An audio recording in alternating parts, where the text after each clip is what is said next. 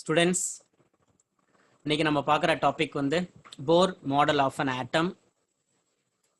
So இந்த டாபிக்ல என்ன நம்ம தெரிஞ்சுக்க போறோம் அப்படின்னா, ஒரு ஆட்டம் வந்து எப்படி ஸ்டேபிளா இருக்கு அப்படின்ற விஷயத்த போர் அப்படின்ற அந்த சயின்டிஸ்ட் வந்து எப்படி சொல்றாரு அப்படின்றதான் இப்போ நம்ம பார்க்க போறோம். இதை இன்னொரு விதமா என்ன சொல்லுவாங்க அப்படின்னா, postulates of Bohr model of an atom அப்படின்னு சொல்லுவாங்க.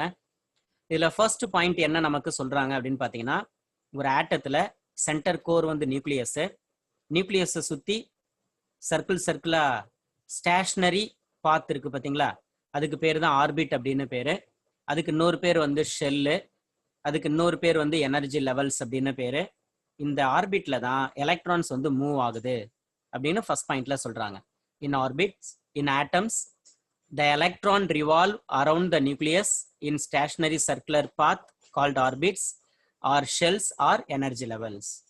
ஓகே, செகண்ட் பாயிண்ட் இதுல என்ன சொல்றாங்க அப்படின்னு பாத்தீங்கன்னா, எலக்ட்ரான்ஸ் நியூக்ளியஸை சுத்தி இருக்கிற அந்த சர்க்குலர் பாத் ஆர்பிட் தானே, அந்த ஆர்பிட்ல மூவ் ஆகும்போது எலக்ட்ரான்ஸ் எனர்ஜியை லாஸ் பண்றதும் கிடையாது, எனர்ஜியை கெயின் பண்றதும் கிடையாது. ஓகே, அதுகிட்ட இருக்கிற எனர்ஜி எப்பயும் போல லாஸ் ஆகாம கெயின் ஆகாம எனர்ஜி வந்து பெர்மனண்டா இருக்கு அப்படின்னு செகண்ட் பாயிண்ட்ல அவர் சொல்றாரு. while revolving around the nucleus in an orbit an electron neither lost nor gain energy. Okay, point number 3ல என்ன சொல்றாங்க அப்படின்னு பாத்தீங்கன்னா, இதுல electrons in a shell can move to a higher or lower energy shell by absorbing or releasing a fixed amount of energy. அதாவது இப்ப electron வந்து இந்த இடத்துல இருக்குன்னு நினைச்சுக்கலாம். ஓகே, எலக்ட்ரான் இருக்கிற இடம் வந்து இந்த இடத்துல இருக்கு. எலக்ட்ரான்ஸ் இப்போ அங்க ரெட் கலர்ல டாட் வச்சிருக்கோம் பாருங்க, இந்த இருக்கு பாருங்க, இது வந்து எலக்ட்ரான் இருக்கிற பகுதி. இங்க எலக்ட்ரான்ஸ் இருக்கு, அதாவது நியூக்ளியஸ்ல இருந்து வெரி க்ளோஸா இருக்கக்கூடிய ஒரு சர்க்கிள் இருக்கு இல்லையா, அதுதான் வந்து n = 1 அப்படின்னு சொல்றோம். அதுக்கு இன்னொரு பேர் வந்து கே ஷெல் அப்படின்னு பேரு. இப்ப எலக்ட்ரான் வந்து கே ஷெல்ல இருக்கு அப்படின்னு நம்ம நினைச்சுக்கிட்டோம்னு வச்சுப்போமே, இந்த எலக்ட்ரான் வந்து என்ன ஆகுது அப்படின்னு பாத்தீங்கன்னா, வெளியில இருந்து, அதாவது அட்மாஸ்பியர் அப்படின்னு சொல்லுவோம் இல்லையா, அந்த அட்மாஸ்பியர்ல விசிபிள் ரீஜியன் அப்படின்னு ஒரு ரீஜியன் இருக்கு. விசிபிள் ரீஜியன், அந்த விசிபிள் ரீஜியன்ல இருந்து எனர்ஜியை நம்ம எலக்ட்ரான் வந்து என்ன செய்யும், அந்த ஃபர்ஸ்ட் ஆர்பிட்ல இருக்கிற அந்த எலக்ட்ரானு, இந்த எலக்ட்ரானு ஃபர்ஸ்ட் ஆர்பிட்ல இருக்கிற அந்த எலக்ட்ரானு இந்த எனர்ஜி என்ன செய்யும் அப்படின்னு பார்த்தா, முதல்ல அக்செப்ட் பண்ணும், அதாவது அப்சார்ப் பண்ணும், எனர்ஜி அப்சார்ப் பண்ணும். எனர்ஜி அப்சார்ப் பண்ண பிறகு அந்த எலக்ட்ரான் என்ன செய்யுது அப்படின்னா, அந்த ஆர்பிட்ல இருந்து பக்கத்துல இருக்கிற இன்னொரு ஆர்பிட்டுக்கு என்ன ஆகுது அப்படின்னு பாத்தீங்கன்னா, ஜம்ப் ஆகுது, இப்படி ஜம்ப் ஆகுது. ஓகே, அப்போ எலக்ட்ரானுக்கு எனர்ஜி கிடைச்சதுன்னா அந்த எனர்ஜியை யூஸ் பண்ணி பக்கத்துல இருக்கிற ஹையர் ஷெல், அதாவது இது வந்து கே ஷெல் அப்படின்னு நம்ம சொல்றோம், நெக்ஸ்ட் இருக்கிற ஷெல் வந்து எல் ஷெல். அப்போ கே ஷெல்ல இருக்கிற அந்த எலக்ட்ரானு விசிபிள் ரீஜியன்ல இருந்து அதுக்கு எனர்ஜி கிடைச்ச உடனே அந்த எனர்ஜி எடுத்துக்கிட்டு எல் ஷெல்லுக்கு ஜம்ப் பண்ணுது. அப்போ எனர்ஜி கிடைக்கவே எல் ஷெல்லுக்கு ஜம்ப் பண்ணிடுச்சு, ஹையர் ஷெல் அது. ஓகே, எனர்ஜி அதிகமா இருக்கிற ஒரு ஷெல்லு, அதுக்கு வந்து எலக்ட்ரான் ஜம்ப் பண்ணிடுச்சு. ஜம்ப் பண்ண பிறகு மறுபடியும் அதனுடைய பிளேஸுக்கு வரணும் இல்லையா, அப்படி அதனுடைய பிளேஸுக்கு வரும்போது அது எவ்வளவு எனர்ஜி விசிபிள் ரீஜியன்ல இருந்து அக்செப்ட் பண்ணிச்சோ அதே அளவு எனர்ஜியை நம்ம எலக்ட்ரான் என்ன செய்யும், விசிபிள் ரீஜியனுக்கு எக்ஸிபிட் பண்ணும். இததான் வந்து பாயிண்ட் நம்பர் 3ல அவங்க சொல்றாங்க. an electron in a shell can move to a higher or lower energy shell by absorbing or releasing a fixed amount of energy. Okay, point number 4 என்னன்றத பார்க்கலாம். the orbits or shell, நல்லா கவனிக்கணும், orbit R shell ரெண்டும் ஒண்ணுதான். Nucleus சுத்தி சர்க்கிளா இருக்கு இல்லைங்களா, அதுக்கு பேர் தான் ஆர்பிட் ஆர் ஷெல் அப்படின்னு சொல்லுவாங்க. அதை நம்ம எப்படி ரெப்ரசன்ட் பண்றது அப்படின்றத போர் என்ன சொல்லியிருக்காரு அப்படின்னா, கேபிட்டல் லெட்டர்ல கே எல் எம் என் இந்த மாதிரி நம்ம ரெப்ரசன்ட் பண்ணலாம் அப்படின்னு சொல்லியிருக்காரு. அதுக்கு ஈக்குவலா ஒரு வேல்யூவும் சொல்லியிருக்காங்க, நம்பர் சொல்லியிருக்காங்க. கே ஷெல் அப்படின்னா n is equal to 1 அப்படின்னு ரெப்ரசன்ட் பண்ணணும். எல் ஷெல் அப்படின்னா n is equal to 2 அப்படின்னு ரெப்ரசன்ட் பண்ணணும்.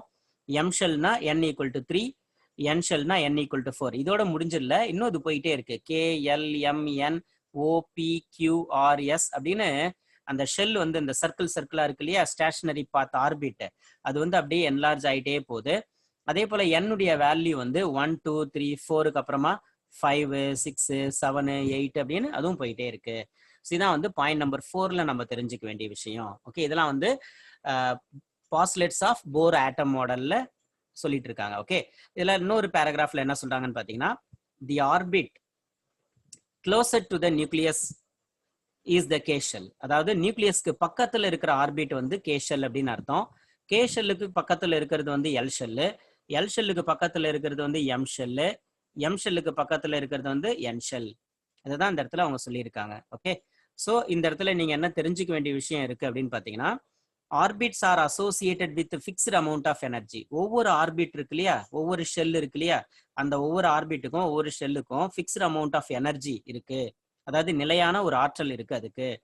ஓகே, ஸோ அதை வந்து போர் அப்படின்ற அந்த சயின்டிஸ்ட் என்னன்னு சொல்றாரு அப்படின்னு பாத்தீங்கன்னா, it is called as energy level or energy shell அப்படின்னு சொல்றாரு. அந்த எனர்ஜியை தான் ஒவ்வொரு ஆர்பிட்டுக்கும் ஒவ்வொரு ஷெல்லுக்கும் எனர்ஜி வந்து எப்படி இருக்கு, ஃபிக்ஸ்டு அமௌண்டா இருக்கு இல்லையா, அதை தான் போர் அப்படின்ற அந்த சயின்டிஸ்ட் எனர்ஜி லெவல் அப்படின்னு சொல்றாரு. Okay, energy level or energy shell அப்படின்னு சொல்றாங்க.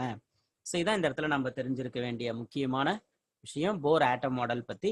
நெக்ஸ்ட் என்ன இருக்கு அப்படின்னு பார்க்கும்போது, இந்த இடத்துல நம்ம அண்டர்ஸ்டாண்ட் பண்ண போற நெக்ஸ்ட் ஒன் வந்து limitations of Bohr's model. Okay, Bohr's model வந்து சக்சஸ்ஃபுல்லா இல்லை, அதுலயும் நிறைய குறைபாடுகள்லாம் இருக்கு அப்படின்னு சொல்லிட்டு மற்ற சயின்டிஸ்ட்லாம் சொல்றாங்க. என்னென்ன லிமிடேஷன்ஸ் அதுல இருக்கு அப்படின்றது தான் இப்போ நம்ம பார்க்க போறோம். Main limitations. லிமிடேஷன்ஸ்னா என்ன அர்த்தம் அப்படின்னா குறைபாடு.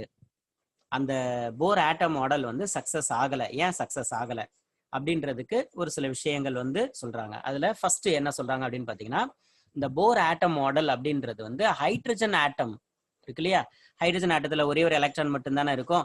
அந்த ஒரு எலக்ட்ரான் இருக்கிற ஹைட்ரஜன் ஆட்டத்துக்கு மட்டும்தான் இது சூட் ஆகும். அப்படி இல்லைன்னா அந்த ஹைட்ரஜன் ஆட்டத்துல ஒரு எலக்ட்ரான் இருக்கு இல்லையா, அந்த மாதிரி ஒரு எலக்ட்ரான் இருக்கக்கூடிய அயான்ஸ் என்னென்ன அயான்ஸ் இந்த இடத்துல அப்படின்னு பார்க்கும்போது, ஹீலியம் பிளஸ் அயான்ஸ். இந்த இடத்துல பவர்ல வந்து பிளஸ், ஹீலியம் பிளஸ் அயான்ஸ் அதுக்கு பொருந்தும். அதே போல லித்தியம் 2 பிளஸ் அயான்ஸ் அதுக்கு வந்து இது சூட் ஆகும். நல்லா கவனிக்கிறீங்களா? அதே போல பெரிலியம் 3 பிளஸ் அப்படின்ற அந்த அயான். ஓகே, அப்போ இவங்க எல்லாருக்குமே பாத்தீங்கன்னா helium plus ion, lithium 2 plus ion, beryllium 3 plus ion, அந்த மாதிரி இருக்கிற அயான்ஸுக்கு எல்லாத்துக்குமே எவ்வளவு எலக்ட்ரான்ஸ் இருக்கும் அப்படின்னு பாத்தீங்கன்னா ஒரு எலக்ட்ரான் தான் இருக்கும். அப்போ ஹைட்ரஜன்ல ஒரு எலக்ட்ரான் இருக்கு இல்லையா, அப்போ ஹைட்ரஜன் அத மாதிரி இருக்கக்கூடிய அயான்ஸ் அவங்களுக்கு மட்டும்தான் இந்த போர் ஆட்டம் மாடல் வந்து சூட் ஆகுது, அப்ளிகபிள் ஆகுது. நிறைய எலக்ட்ரான்ஸ் இருக்கிற ஆட்டத்துக்கு இந்த போர் ஆட்டம் மாடல் வந்து சூட் ஆகல அப்படின்றது தான் இதனுடைய பெரிய குறை. இதான் லிமிடேஷன்ல சொல்றாங்க. ஓகே, சரி, இப்போ நம்ம இப்ப பார்க்க போறது என்ன அப்படின்னா next concept, discovery of neutrons.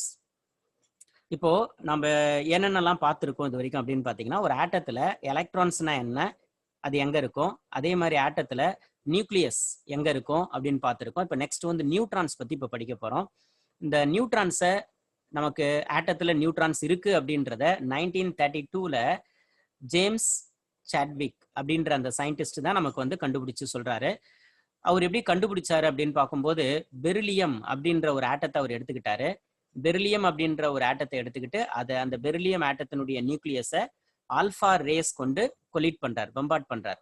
அப்படி பெரிலியம் ஆட்டத்தை ஆல்பா ரேஸ் கொண்டு கொலிட் பண்ணும்போது அப்போ என்ன எவால்வ் ஆகுது அப்படின்னு பாத்தீங்கன்னா, புரோட்டான் ஏற்கனவே தெரியும் இல்லையா, புரோட்டானுடைய மாஸ் எவ்வளவு இருக்கோ அதே மாதிரியான மாஸ் இருக்கிற ஒரு நியூ பார்ட்டிகல் எமிட் ஆகிறத அவர் ஃபைண்ட் அவுட் பண்ணாரு. ஓகே, ஸோ அந்த நியூ பார்ட்டிகல் இருக்கு இல்லையா, அதுக்கு வந்து நியூட்ரான் அப்படின்னு பேரும் வச்சாரு. அப்போ நம்ம தெரிஞ்சுக்க வேண்டிய விஷயம் என்னன்னா, ஆட்டத்துல நியூக்ளியஸ்ல இருக்கிற புரோட்டானுக்கு என்ன நிறை இருக்கோ அதனுடைய நிறை போலவே இன்னொரு பார்ட்டிகல் இருக்கு, அதுக்கு பேர் தான் நியூட்ரான். ஓகே, இதை எப்படி யார் கண்டுபிடிச்சா அப்படின்னு கேட்டாங்கன்னா, ஜேம்ஸ் சாட்விக் அப்படின்ற சயின்டிஸ்ட் பெரிலியம் அப்படின்ற ஆட்டத்தை ஆல்பா பார்ட்டிகல் வச்சு கொலிட் பண்ணும்போது அதுல எமிட் ஆகிற அந்த ஒரு particle, sub atomic particle neutron அப்படின்னு அவர் கண்டுபிடிச்சாரு. சரிங்களா? ஸோ இதுல என்ன சொல்லியிருக்காங்க, this emitted particle carried no electrical charge. முக்கியமான விஷயம் இதுதான். புரோட்டான் வந்து பாசிட்டிவ் சார்ஜ் இருக்கும், எலக்ட்ரான் வந்து நெகட்டிவ் சார்ஜ் இருக்கும். ஆனா நியூட்ரான் அப்படின்ற இந்த ஒரு பார்ட்டிகல் வந்து நோ சார்ஜ் அப்படின்றாரு, எலக்ட்ரிக்கலி நோ சார்ஜ் அப்படின்றாரு. ஸோ அதே சமயத்துல இதுக்கு வந்து அவர் தான் பேரும் வைக்கிறார், நியூட்ரான் அப்படின்னு பேர் வைக்கிறாரு. ஸோ அதை எப்படி டினோட் பண்ணலாம், எப்படி குறிப்பிடலாம் அப்படின்னு சொல்லும்போது அவர் எப்படி டினோட் பண்றாருன்னா 0n1 அப்படின்னு அவர் டினோட் பண்றாரு. இதுல 0ன்றது வந்து என்ன அப்படின்னு பாத்தீங்கன்னா சப்ஸ்கிரிப்ட் அப்படின்னு சொல்லுவாங்க. 1ன்றது வந்து சூப்பர் ஸ்கிரிப்ட் அப்படின்னு சொல்லுவாங்க. இப்போ ஸ்மால் nன்றது நியூட்ரானுக்கு உண்டான டினோஷன்.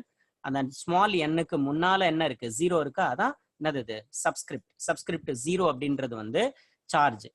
அப்ப நியூட்ரானுக்கு வந்து சார்ஜ் வந்து 0 அப்படின்னா சார்ஜ் இல்லை அப்படின்றத நம்ம எப்படி சிம்பாலிக்கா ரெப்ரசென்ட் பண்றோம் அப்படின்னு கேட்டீங்கன்னா சப்ஸ்கிரிப்ட்ல 0ன்னு போட்டு ரெப்ரசென்ட் பண்றோம். சரி, சூப்பர் ஸ்கிரிப்ட்னா பவர். அப்ப என்னுடைய பவர்ல 1ன்னு வருது இல்லையா, அதான் சூப்பர் ஸ்கிரிப்ட். அது 1ன்றது எதை நமக்கு ரெப்ரசென்ட் பண்ணுது அப்படின்னு பாத்தீங்கன்னா இட் இஸ் ரெப்ரசென்டட் மாஸ், அதாவது நியூட்ரானுடைய நிறை அப்படின்றத ரெப்ரசென்ட் பண்றது தான் 1. அது வந்து சூப்பர் ஸ்கிரிப்ட்ல இருக்கிறது. சப்ஸ்கிரிப்ட்ல இருக்கிற 0ன்றது வந்து என்ன அப்படின்னு பாத்தீங்கன்னா எலக்ட்ரிக் சார்ஜ் வச்சு, எலக்ட்ரிக் சார்ஜ் அதை பத்தி சொல்றது தான் இந்த இடத்துல சப்ஸ்கிரிப்ட்ல இருக்கிற 0. ஓகே, இதான் நியூட்ரான்ஸ், ரைட்? இப்போ நியூட்ரானுடைய பண்புகள் என்னென்ன, ப்ராப்பர்ட்டிஸ் ஆஃப் நியூட்ரான்ஸ் என்ன அப்படின்றத நம்ம வந்து 2 பாயிண்ட்ல தெரிஞ்சுக்க போறோம்.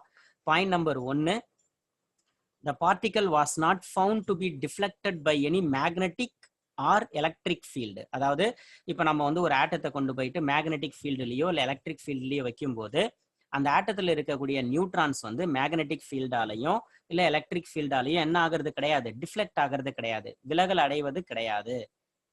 அப்போ இதுல இருந்து என்ன தெரிஞ்சுக்கலாம், proving that it is electrically neutral. அப்போ இந்த ஒரு எக்ஸ்பெரிமெண்ட்ல இருந்து என்ன தெரிஞ்சுக்கலாம் அப்படின்னா ஆட்டத்துல மேக்னெட்டிக் ஃபீல்டால அஃபெக்ட் ஆகாம இல்ல எலக்ட்ரிக்கல் ஃபீல்டால அஃபெக்ட் ஆகாம ஒரு பார்ட்டிகல் இருக்கு அப்படின்னு சொன்னா அந்த பார்ட்டிகல் தான் என்னது, நியூட்ரான். ஓகே, அப்ப அது வந்து எலக்ட்ரிக்கலி நியூட்ரல் அப்படின்றது இந்த இடத்துல தெரிஞ்சுக்கலாம். இது ஒரு ப்ராப்பர்ட்டி. அப்படின்னு என்ன அர்த்தம், மேக்னெட்டிக் ஃபீல்டாலையோ எலக்ட்ரிக் ஃபீல்டாலையோ டிஃப்ளெக்ட் ஆகாத ஒரு பார்ட்டிகல் எது அப்படின்னா நியூட்ரான்ஸ். ஒன்னு. செகண்ட் பாயிண்ட் என்ன சொல்றாங்கன்னா நியூட்ரானுடைய மாஸ் என்ன அப்படின்னு பார்க்கும்போது 1.676 into 10⁻⁻24 கிராம். ஆக்சுவலா இதை தான் அவங்க என்னன்னு சொல்றாங்கன்னா 1 AMUன்னு சொல்றாங்க. AMUன்னு என்ன அர்த்தம் அப்படின்னா A for atomic, M for mass, U for unit, atomic mass unit. அப்போ நியூட்ரானுடைய மாஸ் என்ன அப்படின்னு பார்க்கும்போது it is nothing but 1.676 into 10⁻⁻24 gram AMU. Clear? So இதுதான் இந்த இடத்துல நம்ம தெரிஞ்சுக்க வேண்டிய விஷயம். நியூட்ரான்ஸ் வரைக்கும் இருக்கட்டும். நெக்ஸ்ட் இருக்கிற கான்செப்டை வந்து உங்களுக்கு நெக்ஸ்ட் வீடியோல நான் வந்து போஸ்ட் பண்றேன். தேங்க்யூ.